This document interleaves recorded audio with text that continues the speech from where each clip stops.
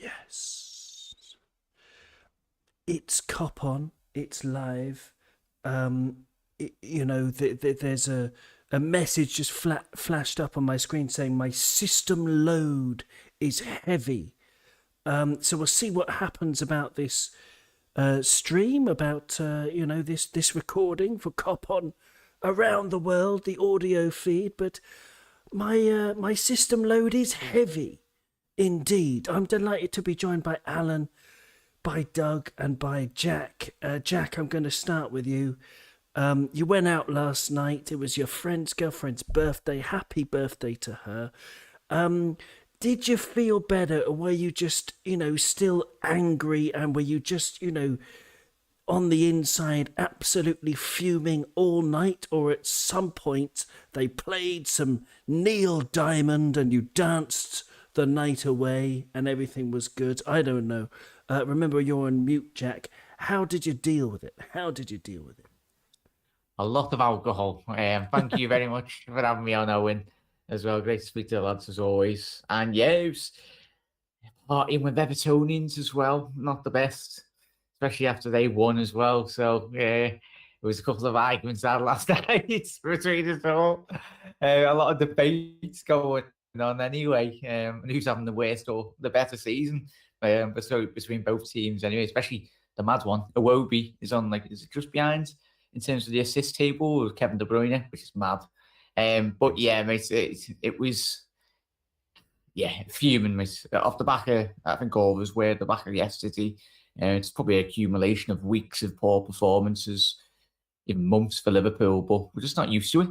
We've been very accustomed to winning every single game for the best part of the last 3-4 seasons, and yeah, it's weird. I don't know what to feel about it. It was like, I remember, not fondly, but I remember the Roy days and even the Brendan days as well. So yeah, we've come a very long way, mate, but deeply disappointed. Drank a load of alcohol, tried to forget it, but sadly woke up this morning and remembered the result. So yeah. Unfortunately, we've all got to sober up at some point.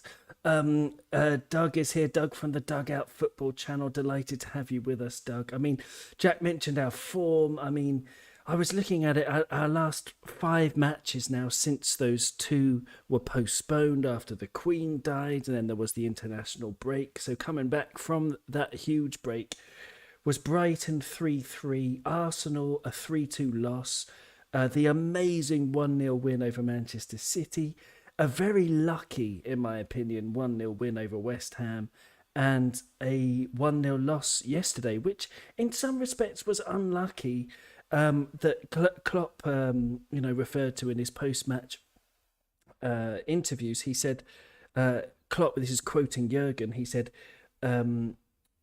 it's not... Hang on 1 second. Oh yeah. I think this game was decided in 6 or 7 situations. One was the set piece they used, and the other situations with the set pieces we didn't use. That it will be a difficult game for us was clear.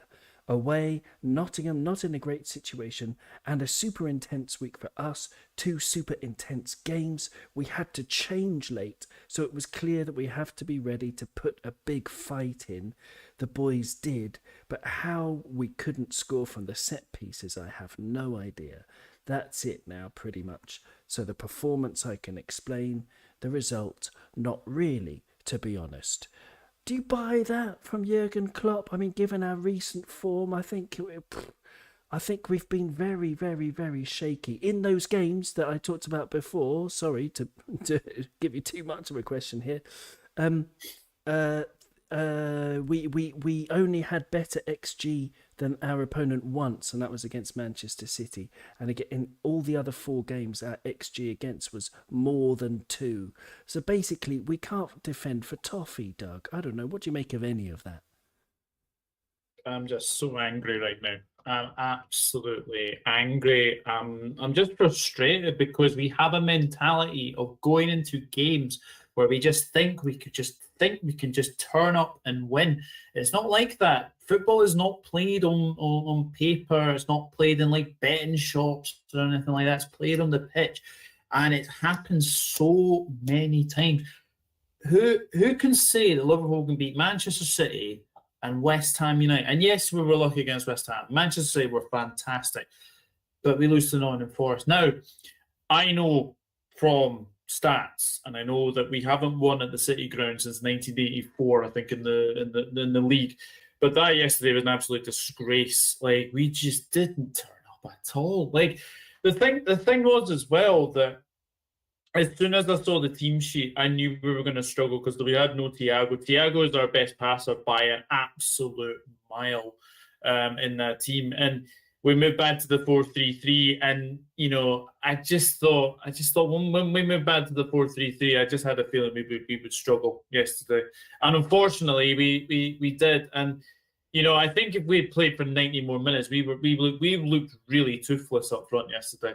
We would have probably played another 90 minutes, and we probably would still not have scored. I'm just so angry that that's been Fulham, Palace, Brighton.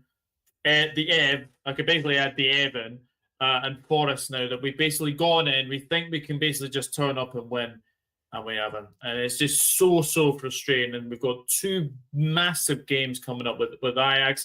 Yes, we've got a chance to get into the next round, which is fantastic. And then Leeds United at 7:45 on a Saturday evening kickoff. Like, who decides these kickoff times? Because I honestly, 7:45 is like just basically just settling down for the night. No, we'll give you a Liverpool game on Sky Sports to basically watch. But no, mate, I'm absolutely just angry, still frustrated, and sorry for my language, but pissed off. Oh, you can swear. They're only words, in my opinion. Yes, you can say, Liverpool were fucking shit, which we were, because just shit isn't good enough for the goal, especially. There were some other bright parts of yesterday's game. There were, but overall, Alan, do you? I mean, welcome back to Cop On. First of all, it's absolutely wonderful that you're with us. Do you buy what Jurgen says? Because I think he's got a point about the fact that we had two very, very intense games, Man City and West Ham, and then we've got to play another one in 6 days. I mean, that is ridiculous. And given the injuries, we were talking before about the really interesting unavailable 9 players we had yesterday. They were Diaz, Jota, Nunez, Naby Lad, Thiago, Arthur Mello, if you count him, Matip, Ibu, and young Ramsey at right back. There are excuses, Alan, aren't there? I mean, are they valid, or is it just that we're just simply not good enough? Yeah, well, that's a good question, because obviously we have all them injuries, but it's not valid because, as Doug pointed out there, all them teams that we didn't turn up against, it's something wrong this season. That team we had out yesterday should have been able to beat Forest, or should have at least had them on the rack. Once they scored, I don't know, we had a few chances to score that we could have. We didn't deserve it. We didn't pin them back in the first few minutes, put them under pressure. Like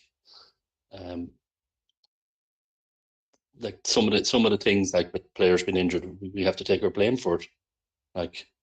Like Ox, Naby, probably James Milner, even though I love him, should have been gone last summer. But like Ox and Naby, when are we going to learn the lesson from the Ox? He got injured, we gave him a chance, he came back. He got injured, we gave him a chance. We do the same with Naby. We go out and get an emergency midfielder this year. We get Arthur, who's injured and had an injury history. So I understand what Jurgen's saying, but there comes a time when excuses run out. How many times have we been on here saying we need midfielders, we need midfielders? Last year, people were saying our midfield was needed strengthening. So I understand what Jurgen's saying, but it's like Jack said earlier, I remember the Brendan Rodgers era, I remember Hudson and stuff.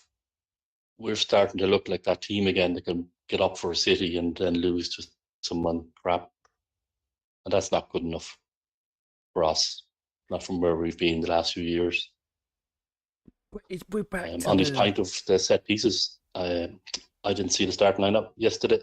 Was Simicast injured yesterday? I think he was missed big time for his crosses from the. Yeah, I think he was on the Sorry, bench. I don't know if it's me breaking up or not. No, that's probably me. That's okay. Is it better now? Is it okay? Yes, yeah. I thought Simicast was missed yesterday for his crosses. Like, he's a fantastic crosser of the ball. And I think when we're struggling with midfield, and I know I'm like repeating myself, but I think we could find a place for Costas in the midfield there instead of Jones yesterday, even after the last 30 minutes, putting balls into the box there and stuff. But yeah, look, I'm going to ramble on here. We don't stop me because I'm just pissed off, as Doug says. No, I mean, we've got plenty of time to rant away and vent. This is what it's for. I mean, come and doing a podcast after a loss is, but I feel the pain. There's so much to talk about. But no, that's a good call. We had lots of options. Bringing Costas into midfield is one I hadn't considered, but yes, of course you could.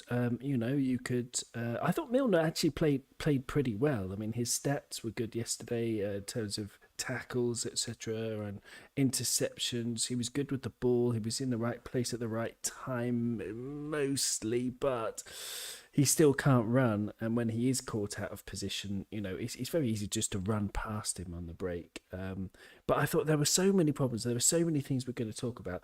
But I'll start by giving you a few stats, and then we'll get into the highlights. We'll talk about the particular issues, because this is something we haven't really done on Cop On recently. It's just look more in detail about what's going wrong. And I think there are lots of examples from yesterday of things that we need to improve in. It's a good, they're reflected in a lot of our bad performances recently. But in terms of stats, so Nottingham Forest picked up their first Premier League win in 10 matches, having drawn 3 and lost 6 of their previous 9. And it was their first home league win over Liverpool since a 1-0 victory in March 1996 under Frank Clark. Liverpool have failed to win any of their first 5 away games in a Premier League season for the first time since 2006-07 under Rafa Benitez, who ended up being winless in the first 7 away matches. And the third beautiful statistic to raise the mood, Liverpool have never won in 6 Premier League away games against Nottingham Forest, and the City Ground is the only ground that the Reds have played at more than once since the Premier League began, and never won. So we've never won there, as Doug was saying before. Our last one was 1984. Our last match at the City Ground in the league was a Premier League match in 1999. It was 2-2. Pierre Van Hooijdonk last-minute equaliser, and if you remember that, 10 points. Going into the match then, Jack from Anfield Rd TV. Everybody has got to check out Anfield Rd TV. Brilliant stuff on YouTube. And I see in the chat we've got Gary Richards. Hi, tally ho, Gary. And John as well from Glasgow Red Chats. Absolutely brilliant to have you with us, guys. We're going through, trigger warning. We're going through some of the highlights. I'm going to give you a little description, Jack, of highlights as they happen chronologically in the match. The first thing was Harvey Elliott, the first chance. Harvey Elliott's beautiful chipped ball over the top. Fabby C running past Steve Cook, showing Steve Cook to be the statue that he is. I don't know why we didn't keep doing that. His first touch was magical, more magical than David Copperfield's bucket of glitter, and he tried to nutmeg the keeper. It was a really good effort, brilliant effort, and an excellent save from Dean Henderson. What did you make of yesterday? Either that movement, you could talk about that movement, or the link up between Harvey Elliott and Fabio Carvalho, because I think there's too much pressure put on these young kids, and 2, I wanted to see more of the link up between them both with more runs past the old men that Forest had in the centre of defence. What do you make of it, Jack? Yeah, and just mainly went to the West Ham. Very luckily, I went to the West Ham game. Speaking to Alan off the back of that game as well in my comment section this week. I don't know if it translated well in terms against West Ham. Yes, we were poor in the second half, but the one positive to come, if you probably can pick over recent weeks and months, is the emergence of obviously Carvalho in this Liverpool system and Elliott. Really, they are our future, but we should be having an environment, a winning environment where we can bring in either one or two of them within certain games. You should not. Yeah, there's always been pressure, regardless if you're 18, 25, 30 years old, coming into Liverpool, one of the biggest clubs, biggest institutions in world football, as we know. And when you put on the shirt, there's a lot of expectation. And Carvalho and Elliott are very much basically carrying Liverpool for quite a large portion of this season. I really loved watching Carvalho yesterday as well.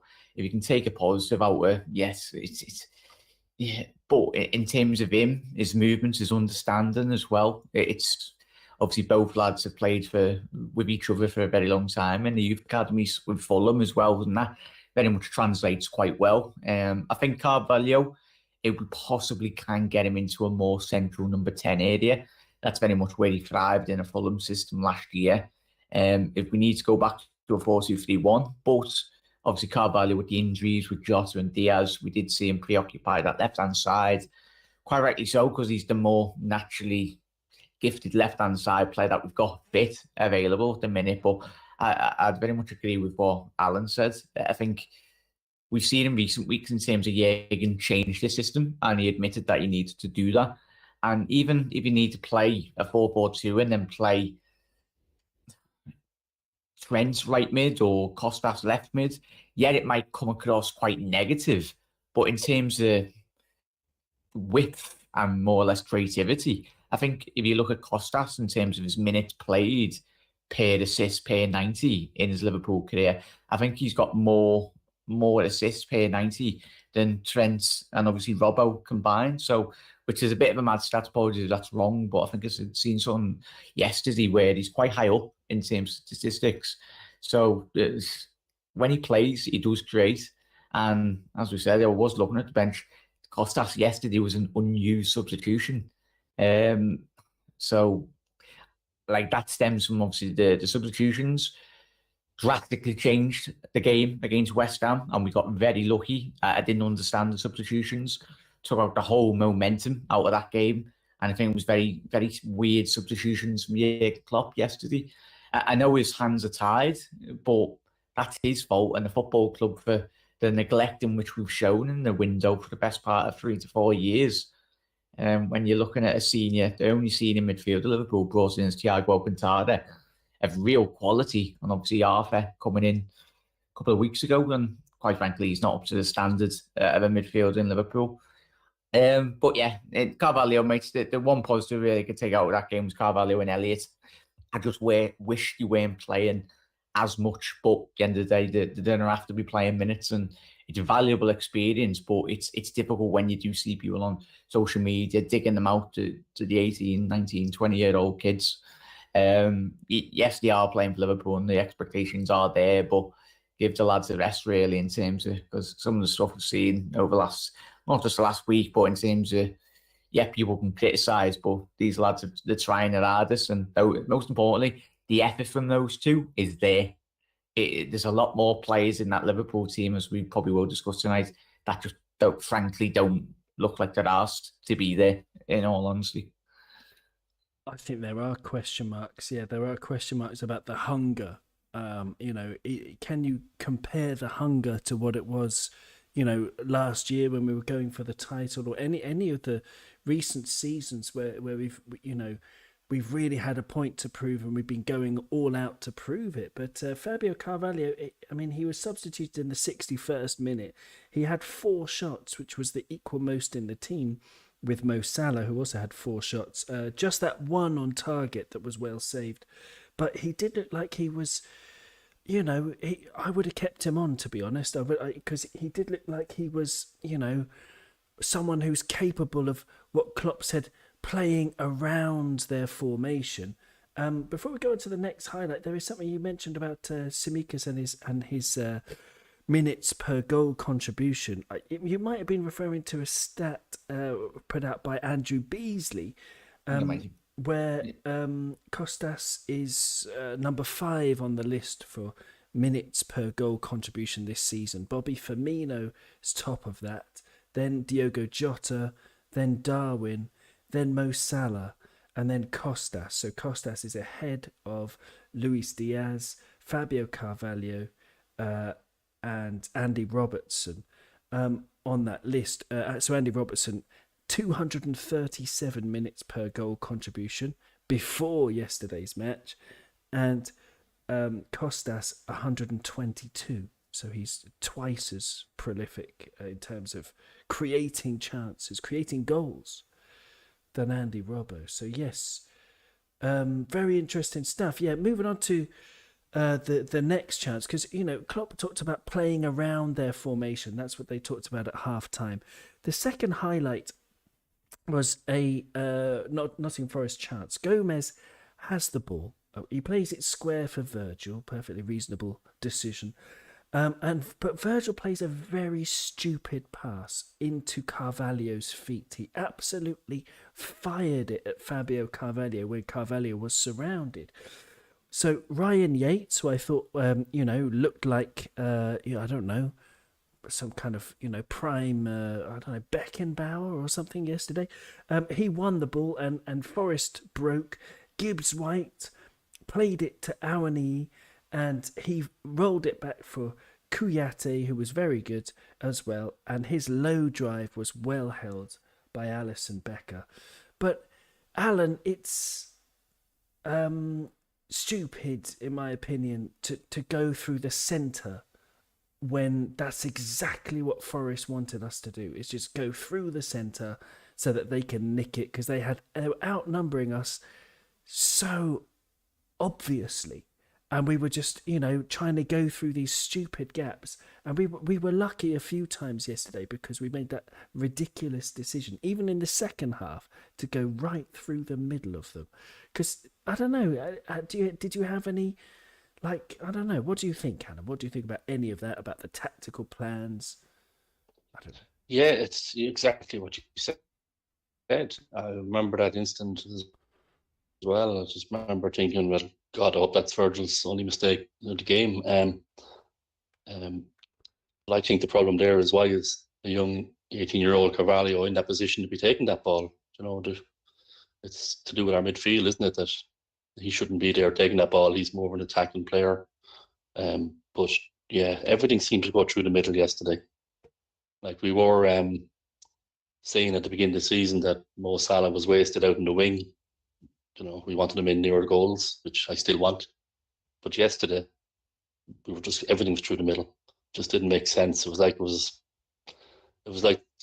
you used to say before, there's no plan B. Whether that's because you hadn't got the subs, I don't know. But we didn't seem to mix it up. Everything was going through the middle. Like you said, they were just in the middle waiting for us. They won the ball and they counter-attacked. That's what they did all day, and we just kept playing up the middle. And I agree with what Jack said there. There's so many people on giving out about Carvalho and stuff. Like, he's putting in the effort. That chap shouldn't be in that position to be starting these games. There should be a solid midfield behind him, but he's doing fantastic. And I think my 4 players yesterday that gave it everything was, well, Robbo always gives it everything, but Carvalho, Elliott, and Ali. What would we do without Ali? If it wasn't for Ali, we would have lost against West Ham a couple of goals. We would have lost a couple of goals yesterday. So the plan yesterday was just, it wasn't the plan B. It was just, do you know what I missed on? We went to the bottom of the Premier League and we didn't attack them from minute 1. We should have pinned them back into their box for the first 20 minutes. And that's the intensity that we normally bring. And that's what was missing yesterday, I think. Yeah. I'm missing a lot this season. Yeah, there was a distinct lack of movement. There was a distinct lack of creativity. But yeah, just playing into their hands frustrated the life out of me. By the end of the match, I couldn't watch. It was a horror show. I literally couldn't watch. I was finding distractions on my phone and sort of keeping half an eye on it. And every time I looked up, it was just a nightmare. But Doug, yeah, I mean, you can talk about anything we talked about so far, or I'll give you the third highlight of the match. The ball was in Forest defensive half. It was a clearance, a sort of looping clearance that Forest whacked it up, and then a few yards still in their defensive half from the centre circle, in the middle of the pitch. Awani, who was excellent, he's a brilliant player. Wish we'd kept him, to be honest. Well, maybe, I don't know. But Awani pushes Fabinho slightly and just very easily wins the ball. Awani then lays it off and starts running diagonally into the left-hand inside channel, or the left half space if you prefer to call it that. And then Milner was on the halfway line. He just stopped to try and block the passing lane, but he didn't, and that meant that Awani was one-on-one with Joe Gomez. Instead of trying to take Gomez on the outside, Awani cut inside, drawing Virgil and Joe Gomez together, allowing Lingard to run around the back of Awani, and Awani played it to Lingard, who on the left-hand edge of the D, on the edge of the area, he had a low shot, fortunately straight at Alisson, and Alisson, it was a hard shot though, and Alisson, his handling was impeccable. Alisson was brilliant yesterday. So you can talk about any of that, Doug, or you know, if you want to talk about Fabinho, like, you know, how worried you are about Fabinho, because that was so easy to push him off the ball, and you know, 2 or 3 years ago you just couldn't do that. You could try 1,000 times and you would lose 1,001. I don't know. Yeah, no, it's. I think you summed it up. Owen, was it a horror show yesterday? Absolute horror show. I think Alan is absolutely right as well. Where would we be without Alisson Becker? My goodness me! Like, I think I'm starting to sort of run out of superlatives for Alisson. Like, he is the best keeper in the Premier League. Like, I don't care what anybody says. In the world. Oh yeah, like he's just something else. And the thing is as well, like, he made some absolutely fantastic saves yesterday. I mean, the one from Yates is an absolute world-class save. Like, it's his like left arm that's basically saved that one.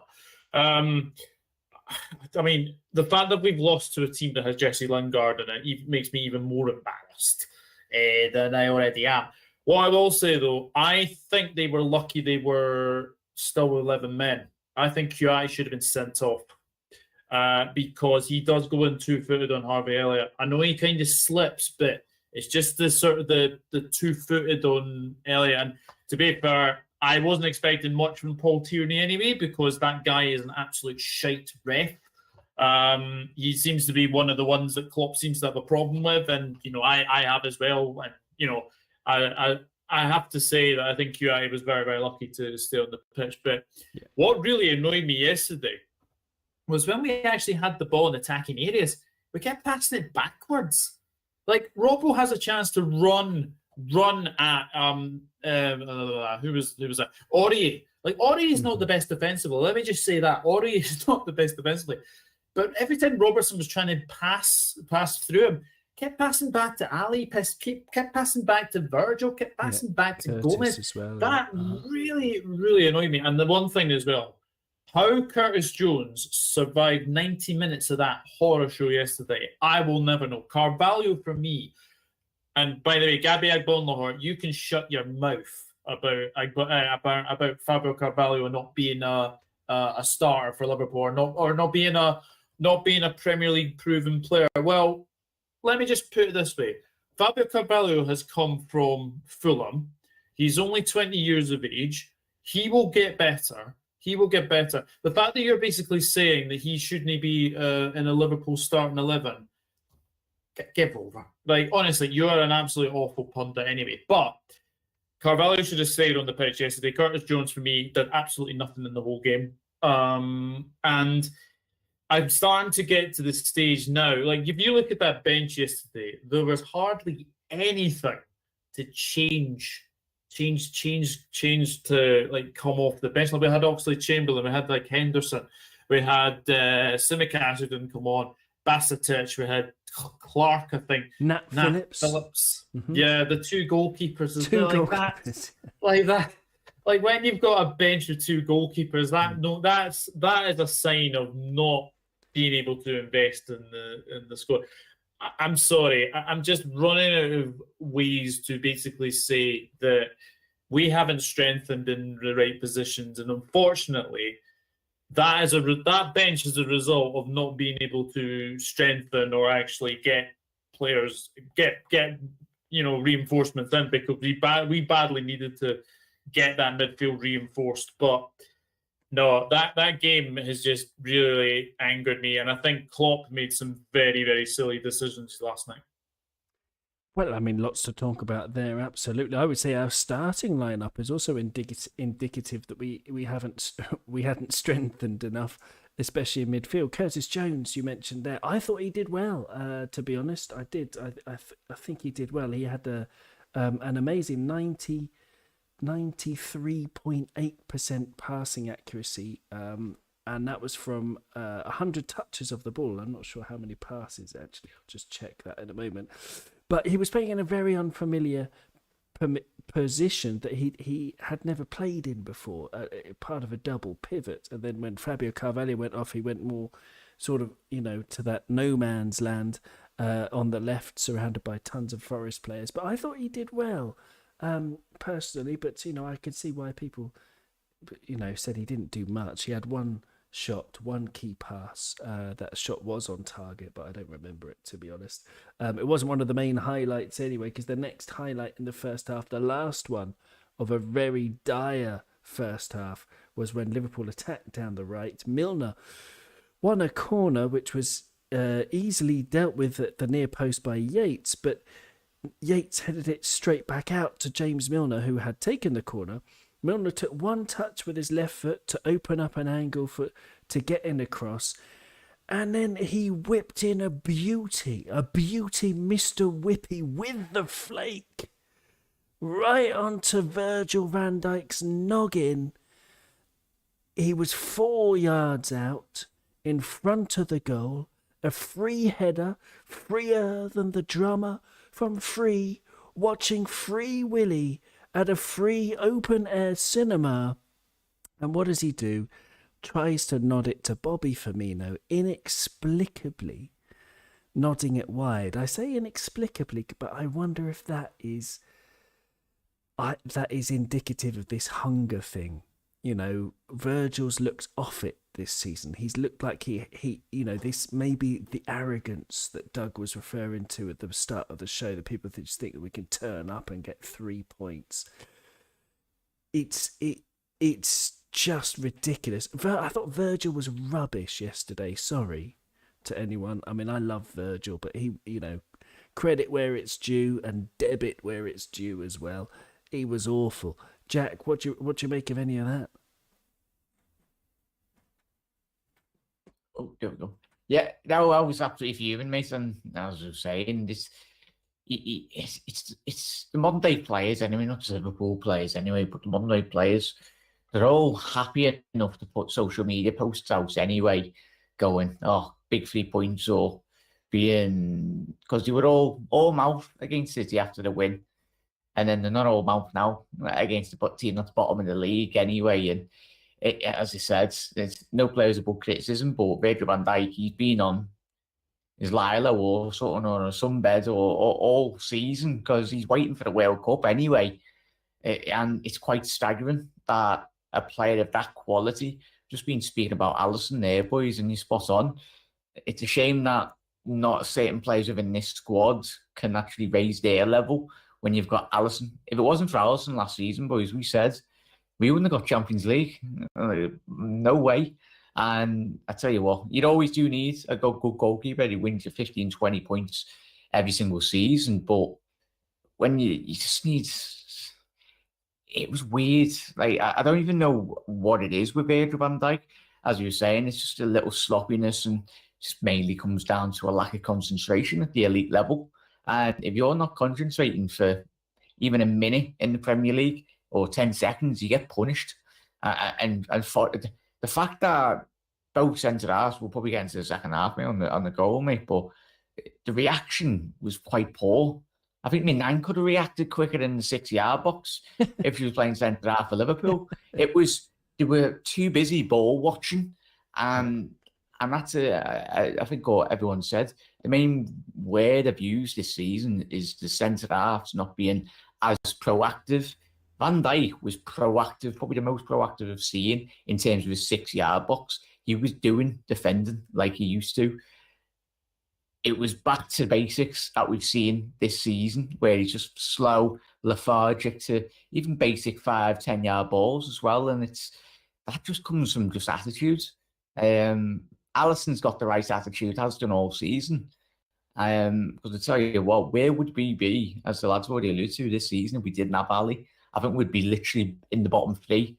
100% we would be. There's probably a statistic out there that obviously the amount of points Ali's already won this season, mate. But yeah, it's disappointing, and it's the fact that you got to play that ability that it's just you can't pick and choose when to play well in a football game.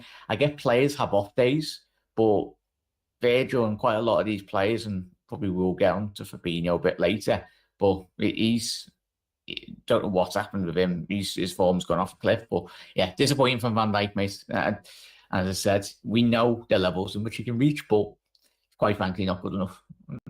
Yeah, it's a great answer. It's a great answer. And if it's true that he is even subconsciously saving himself for the World Cup, then he's doing it the wrong way, because you've got to be in good form when you're in the World Cup. You've got to be, in rhythm. You've got to be playing well, because you're about to come up against, some of the best attackers in the world. And, if he's playing against, for example, a Benzema and Mbappe for France, he's got to be on top of his game to shut them out.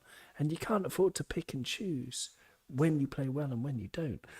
Great, so that's the end of the first half highlights. We're going to take a little half time, dip into the chat, because I see some more people are in the chat. 1892 Reds podcast is here, so great to have you with us. You say, embarrassing club we are. FSG need to go now. Ooh, interesting.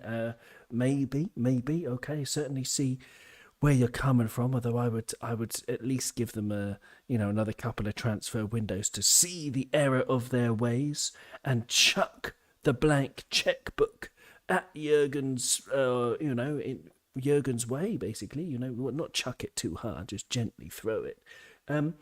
And our Russian friend Panov Scouse is here. Panov Scouse. Why do our players always play crap against the so-called lesser teams? Is it because they play for their egos against the big teams to look good?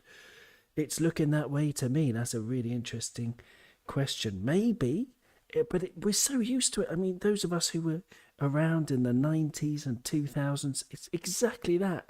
We play really well against a big team, and then, lose to Charlton Athletic, for example, in the next game. Absolutely awful. But there you go. Great to have you with us, guys. And Gary Richards saying, when does Bajcetic get a game? I think when he's, I understand not putting him on yesterday because, huge pressure game. He's already got 2 kids out there with Elliot and Carvalho, and put another kid there where you've got to turn the game around. You bring Bajcetic on when you're winning 2 or 3-0. But anyway, great stuff. Great to have everybody with you, with us. Everybody with us in the chat. So that's wonderful stuff. Moving into the second half, the goal again. Trigger warning. I'm going to talk about Forest's goal. Alan, you could talk about this one. Fabinho played a square ball to Gomez, who was just inside the Forest half in the centre of the pitch. And when the ball arrives at Gomez's feet, he has 10 yards of space. There's no one around him within 10 yards. he's got three options: Milner, Van Dijk, and to return it back to Fabinho, because they're all available for a very easy pass. But Joe Gomez decided to summon his inner Degsy. He took 3 touches for no reason. The last one kicking it softly straight at the oncoming Owen, who then knocks the ball past Gomez. But Gomez turns well, and then for no known reason, Gomez hauls him down. Instead of, he could have just raced him to the ball, he would have got there. And Virgil was covering, and there was nowhere else. Owen wasn't going anywhere, but whatever. Players do that. They decide to take the yellow card. He took one for the team. From the resulting free kick, Steve Cook had, all the time in the world to whack in a cross, and the cross, I paused it and I had a quick look, sort of a zoom in look. It went through 3 players: Robbo, Fabinho, and Virgil van Dijk. It went through them all, straight through them all. And then the Forest player had that shot against the post, and it's 1-0. Forest, thanks to Taiwo Awoni's rebound shot. It's like there was only one team playing from that free kick, isn't it, Alan? Because they had the ball, they crossed it. They played the long ball to Steve Cook. No one was marking him. He whacked it across. No one stopped it. They had a shot, hit the post. No one was alive to the rebound apart from a Forest player. And you may as well, I don't know, inject the players with formaldehyde, send them out stiff. Because, they're just, they're equally effective if they were statues. It was infuriating, as most goals are, to be honest, that we score, that other teams score against us. But it was particularly galling, that one, to me. What do you think of it, Alan? Oh, I think that should be Gomez's last ever game in centre back for us. The minute he took that first touch on the ball, I screamed at the telly. I just thought, just pass it off. You're not a player. Get the ball, pass it on.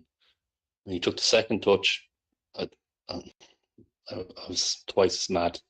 Then he took the third touch. I just, yeah. And then as soon as the free came, I just said, that's one of those moments that's going to lead to a goal. I just knew it. I just felt the goal coming out of that. And I think the 5 minutes before that, we seemed to be getting a hold of the game a little bit. So, and that was it. But yeah, Forest were hungry for the ball and attack. Where, like you said earlier on, we were tapping the ball backwards, beating around the box. It was like we were looking for Thiago, who wasn't on the pitch, to pass the ball for us. But I'm sorry now, Gomez, for me, at the moment, probably should be right back cover for Trent until Ramsey gets going. But I'm not a great Nat Phillips fan. I think Nat is a old style centre back that just pounds out the headers and stuff. But I would play him ahead of Gomez now in centre back. I've had it with him. The other thing about Gomez too, I always feel like I'm a huge Matip fan. I think, and I said it before, I think Matip makes Virgil play better because he's the only one that seems to shout about Virgil. But when Gomez plays, I don't feel secure with headers coming into the box with him. And the other side of it, he's never going to score if he up to the end.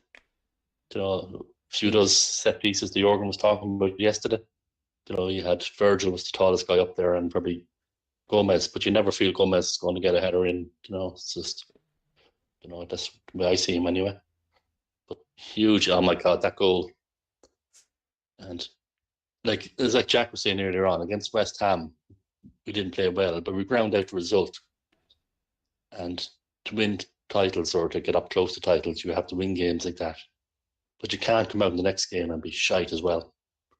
You have to have a reaction. That's a great point about Virgil too. Like, we're all huge Virgil fans, but was Virgil too much relaxed? This interviews after the game, look, not even a sweat on him, and all this sort of stuff. Now that he needs to put the axe to the wheel again, grind out results, he's just not doing it. Sorry there, Alan. It was just smiling that I didn't like yesterday, mate. Joe, when he was missing his chances, he's smiling.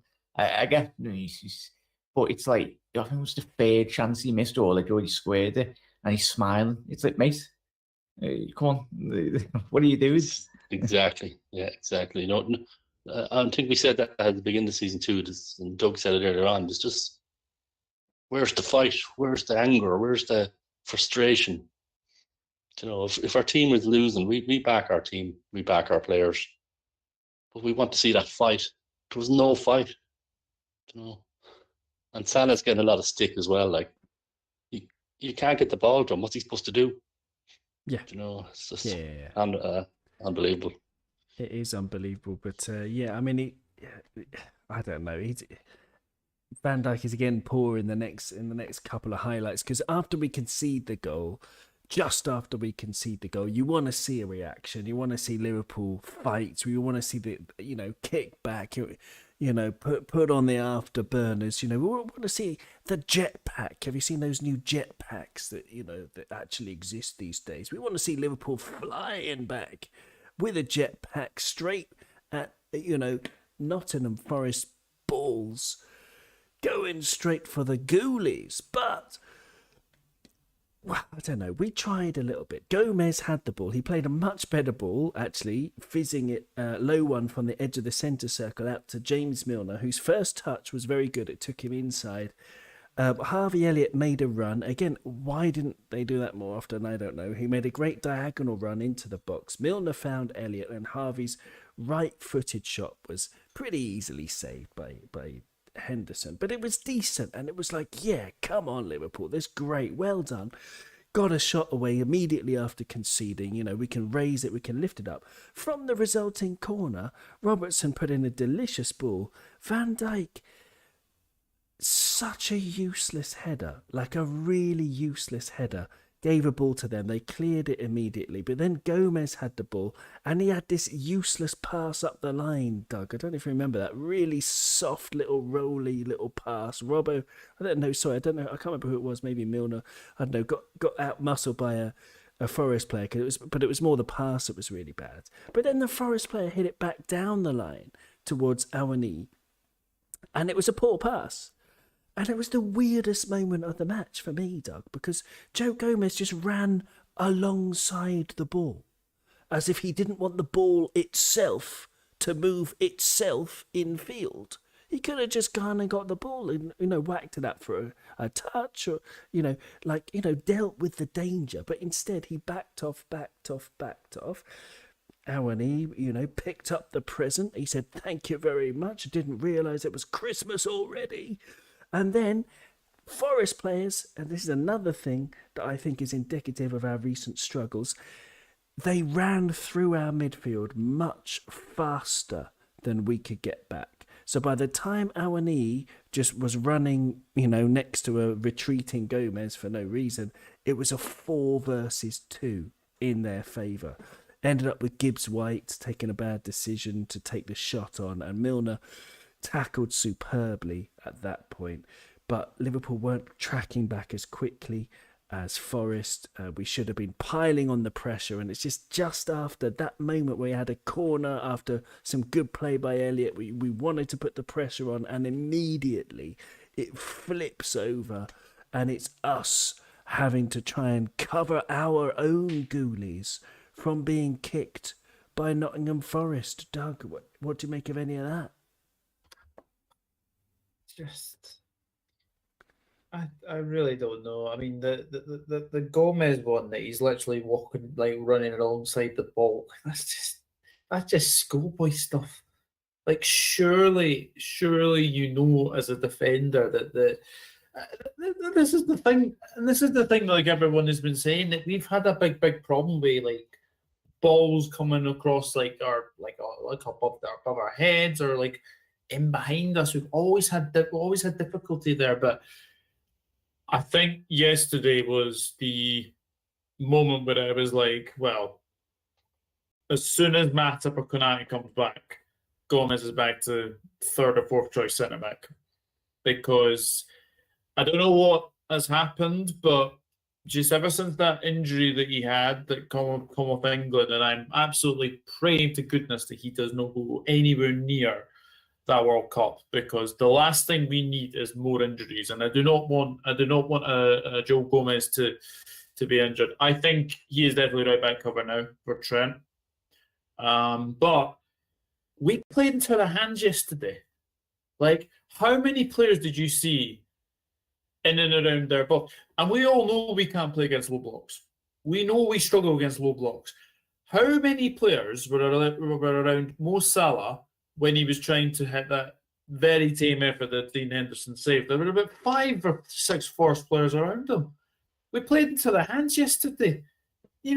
Just you have to try and, change it out a bit, but playing through the middle just did not work. Like, with a lack of width with, Elliott and Carvalho, they didn't really want, go at players. Salah was very, very poor yesterday. Firmino, I wouldn't have thought he would have been playing. And as for Virgil, I've been saying it all season that there's something wrong with Virgil, and I have to say as well, if he is in World Cup mode, then, well, he's in World Cup mode because, we all know that he missed the Euros, and that was because of him. That was because of him, because he said I'm not going to go to the Euros out of, recovering from the injury. I think he is in that mode that he feels that maybe this could be his last chance for World Cup with Holland. I think he's kind of thinking that, because when the next World Cup will be, he'll be 36, I think. It's just getting to that stage now where defensively we're a shambles, absolute shambles. And, I'm not even going to go on Trent, who has had a very, very poor season so far. Still don't know what's wrong with him. I mean, there was a funny moment yesterday where literally Gomez and Trent actually ran into each other. That's how bad it actually got yesterday. Honestly, mate, this result doesn't really surprise me, because we're Liverpool Football Club. We beat Manchester City, we beat West Ham, and then we bloody go and lose to Nottingham Forest. Joke. A joke. It is a joke. And to answer your question as to how many Mo had to deal with in the box, I mean, that's the next highlight. I mean, I'm going to finish after this one, really, but it was when Van Dijk tried to go through the centre of Nottingham Forest again, as you were just talking about, stupid move. But this hugely fast low pass was brilliantly flicked on first time by Bobby. I mean, he did as well as he possibly can with a ball like that. But neither Mo nor Harvey Elliott could do anything with it, because there were 2 of them and there were 8 Forest players centrally. And the furthest forward of them was on the edge of their box. They were all 8 of them in this, you'll see in Asterix. I don't know if you've ever seen Asterix. If not, you should read Asterix. Absolutely wonderful. One of the best cartoons ever. They talk about it's quite, they talk about Roman centurions and the Roman centurion formation of a tortoise shell. Wait, do you know what I'm on about, Jack? Have you ever seen this on Asterix? Yeah, you're nodding your head. So, the Roman garrison, everybody gets in, and Shield. on the outside, you put Yeah. your shields up, and you get this tortoise shell formation.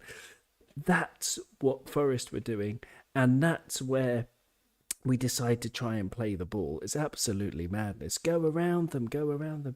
Anyway, yeah. So, I mean, that attack broke down. Then... Again, we couldn't run back. We just don't have the energy to run back. It ended up Forest breaking down their left, our right. Gibbs White knocked it forward to Sheikh Kouyaté. It, looked like Speedy Gonzalez out there. He played it towards Brennan Johnson, whose good poke was well saved by Alisson. Again, us giving the ball away effectively by trying to play in these crowded areas, and then it ends up with a shot for Forest, and great save, Alisson again. So the rest of them, and there are 5 more highlights. I don't want to go through them all. Trent had that header after a really good cross from the byline by Robbo. Amazing. If you go around the outside, you can create chances. Who would have thought it? And then Robbo fed Fabinho in the centre. Again, stupid move. Forest win it, they get a break, and then only a brilliant save by Alisson prevents it from being 2-0. And then Curtis Jones fed Robbo, who won a corner. Alisson came forward. Van Dijk had a free header from 6 yards. And yes, it was an excellent save by Henderson. But again, Virgil should have scored. And then we're in injury time. Trent's cross going out for a Liverpool throw near the corner flag. Gomez threw it long. Liverpool get 2 flick-ons, but it's sort of needlessly touched over the bar. But it was going over the bar anyway from Henderson. And then the last one was when Alisson was forward again. Liverpool lost it again. And on the break, Brennan Johnson hit the post with the last kick of the game. God damn it, it's annoying. Frustrating going through all of this because there's so much that was wrong yesterday. I don't know. Like, we're going to have to be patient because we don't have the solutions. This is the thing I've been thinking about all day. We just don't have the solutions in the squad. So this is going to happen again. We can be smarter and not go through not play in stupid areas of the pitch, like exactly where our opponents want us to play. I think that's one thing we can learn from yesterday. But Jack, I want you to, you know, where does this result leave us? I want your opinion. Where do you think it leaves us? Because, you know, Tottenham lost to Newcastle today. I think Newcastle, Tottenham, Chelsea, Man United. There are loads of people fighting for the top 4, and I think we're the worst of them. I don't think we're going to get top 4. What do you think, Jack? Yeah, we've had to, I think all of us have had to rechange our expectations, haven't we? And you're setting a very dangerous precedent, really, in terms of when you are lobbing your goalkeeper up, aren't you, mate? It says how at what point, that just screams desperation in its biggest form anyway. You want to get a point, but guys, we're 11 games into this league season, we're lobbing the goalie up. Like, it's Liverpool, Christ almighty.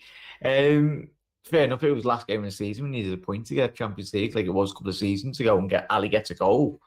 But it's I think it's going to be another mid-table finish, mate, because the way I see it, that even today, the results that have went probably the way for Liverpool, obviously Arsenal probably the big favourites this week. Obviously, they dropped 2 points, should have got all 3. But City were the only ones in terms of the top 5, top 6 teams, and obviously the Chelsea Man U game they drew as well. So, yeah, we're very fortunate. I'm just having a little look at the table now. Was it 5 points? Oh, no, yeah, 5 points off Newcastle, Liverpool, yeah. And they've obviously played a game more, and we're very fortunate that is the case, because I don't even know how we are like that far, like close off the top 4. Alisson Becker, but Ali Becker. Really, it's the thing. No, we come into this season, didn't we, lads, and everyone listening in chat, we wanted to hit the ground running, and even if Liverpool do say go on a madness after the World Cup, or we string 15 games together, because we know we can. We've seen it in the past. This squad has got a lot of quality in, as we've seen over the years. But if it is a case of Liverpool be 2-3 points off City again after this poor start, and it's always that for the last 3 to 4 years, it's always been just that one game. If we've done something different, and I don't want to be looking at the back end of the season and Forest get relegated, probably sat on 12 points. And the only game we won was Liverpool or something stupid. Because you just know that's what's going to happen if it does happen anyway. There are a bunch of mercenaries as well. Forest, like, they're all high wages. They made 20-odd plus signings. And Steve Goubet is doing a tremendous job. I know he spent a lot of money as well. But yeah, this beginning of the season, I think I always went, oh yeah, we'll challenge for the league. And then we're a couple of games into this season, we're like, oh wow, what has unfolded really, mate. But as I said to you, mate, it's the injuries. Just to once the point, mate, as well. So as a jump bed, but the injuries, the fact that Liverpool, I get we've played so many minutes over the last 3-4 years and transfers haven't helped, but the fact that Liverpool haven't got we've probably got a couple of medical departments, but we haven't got a head fitness. I'm not 100% on that, but if we haven't, then Liverpool is still interviewing. This is Liverpool Football Club. I think FSG was a couple of months ago anyway, just let our head of departments all go to FIFA and everything, get these top jobs. And it was more or less, was it cost cutting or in terms of the pandemic and everything? It's ridiculous. There's something seriously wrong. I don't know if it's Liverpool need to change their fitness regime or if it's just a lack of overexertion, and obviously just mainly due to the lack of the squad depth.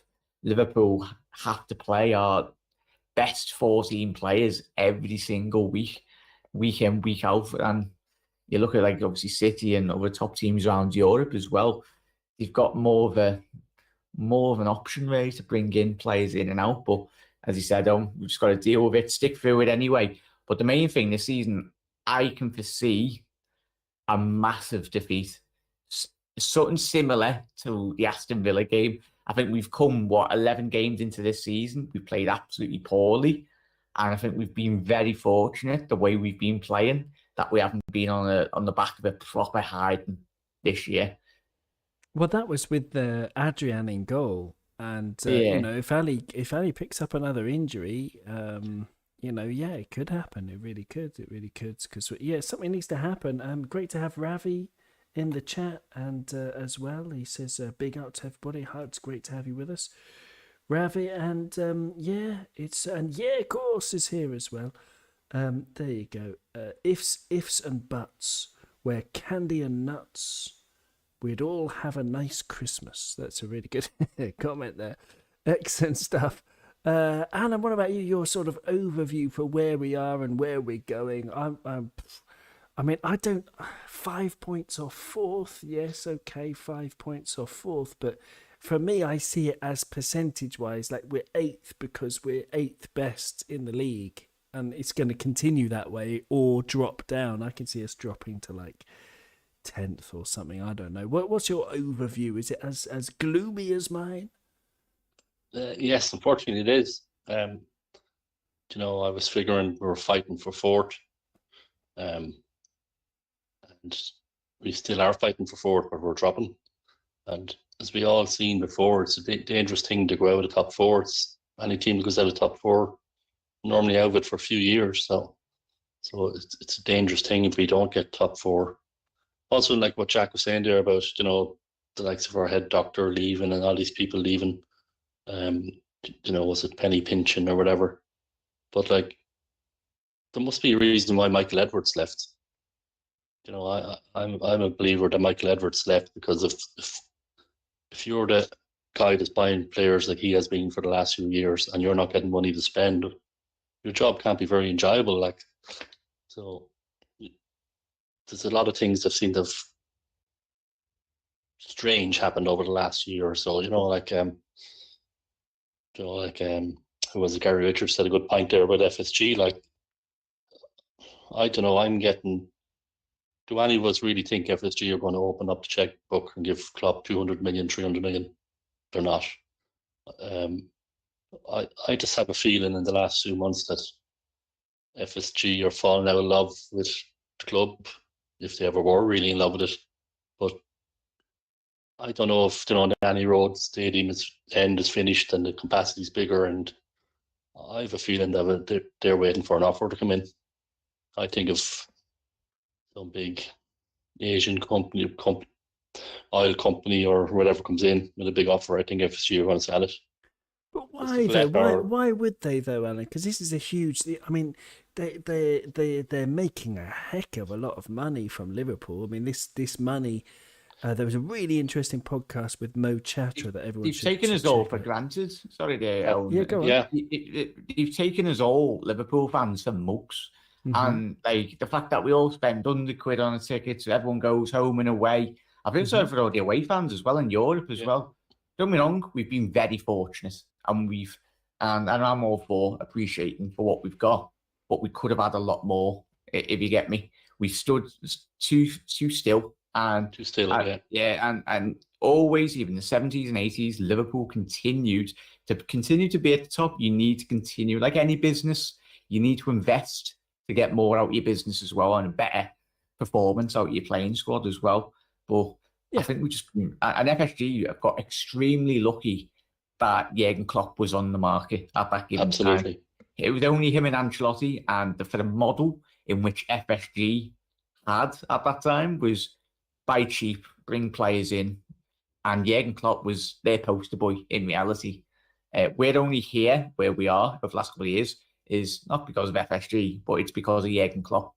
Yeah, he's overachieved. Yeah, I get that, but I do think that it's a bit more complicated than that. I think the model worked really well for buying younger and hungrier players that or misfits that no one else had picked up on. Statistic the stats about Virgil, for example. So many top clubs passed him by because statistically he wasn't like brilliant. Well, yeah, but they picked up where on it. but They made some great decisions to back Klopp. If it was just him bringing him in, they did make some good decisions. It's not like they were partly responsible for all of our success as well. Yeah. But I just think that unless there's like a real movement to kick them out, they wouldn't sell because they're Well, yeah, they'll keep going like Arsenal were for years. They'll turn out to like Arsenal were for years, happen to finish top four and make 50, 60 million profit. But I mean, would it take, like Jack knows better than us, he goes to games regularly, would it take something like the ticket prices that time where the fans stage a walkout in 85 minutes? Like, FSG or American company, or they like their clean image and stuff. They don't want to see, like Jack says, they're taking us fans for granted.